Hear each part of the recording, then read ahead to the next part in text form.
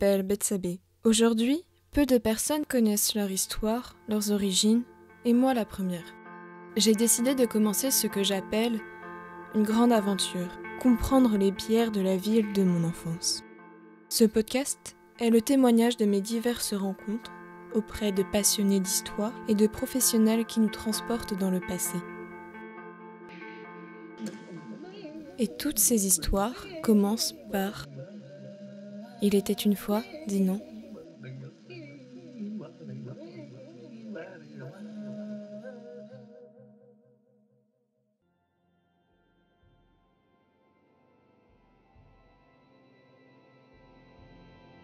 Conte, conte, nom masculin. Récit de faits, d'aventures imaginaires, destinés à distraire. Synonyme, histoire, récit. Sens littéraire.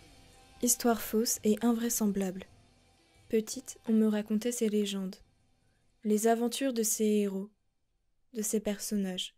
Ma mère me lisait de nombreuses histoires qui me faisaient tant rêver. C'est pour cela qu'aujourd'hui, j'ai contacté Yveline, une conteuse.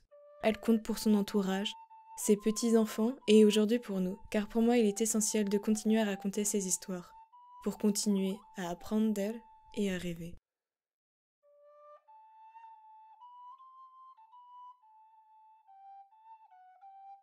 Il y avait dans le pays de Plouer un homme seigneur du coin qui était protestant, marié à une catholique. À une époque des guerres de religion entre protestants et catholiques, lui, du coup, il était obligé quand même d'être assez philosophe vis-à-vis de la religion. Il laissait sa femme la pratiquer, voilà.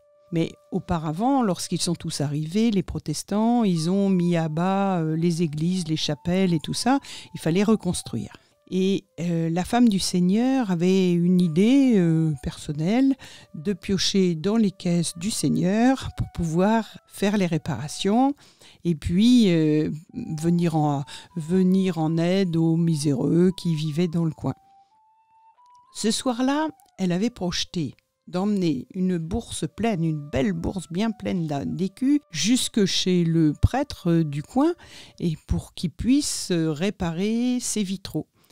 Alors, une fois que tout le monde est couché, elle met sa cape, elle met sa bourse en dessous sa cape, parce qu'il ne fait pas très chaud, hein, c'est vers l'hiver, il fait plutôt frais. Et elle s'en va à travers le bois qui l'emmène jusqu'au presbytère. Mais en route, elle entend le bruit d'un galop de cheval.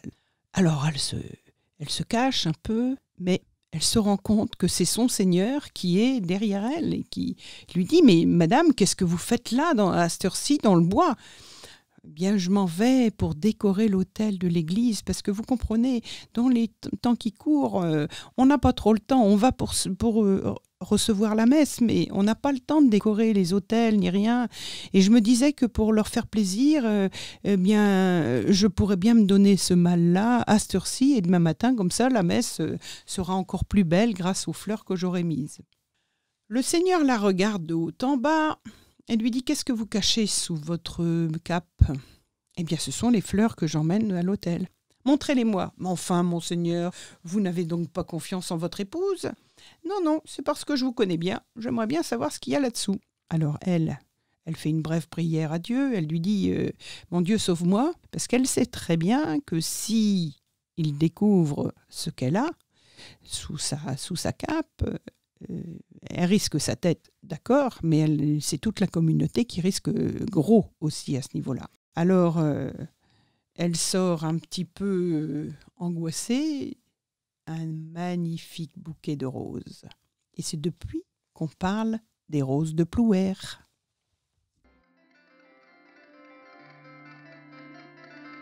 Ça vous a plu ? Vous souhaitez en savoir davantage sur Dinan et la Bretagne ? Alors, n'hésitez pas à écouter les autres épisodes et à en parler autour de vous. À bientôt!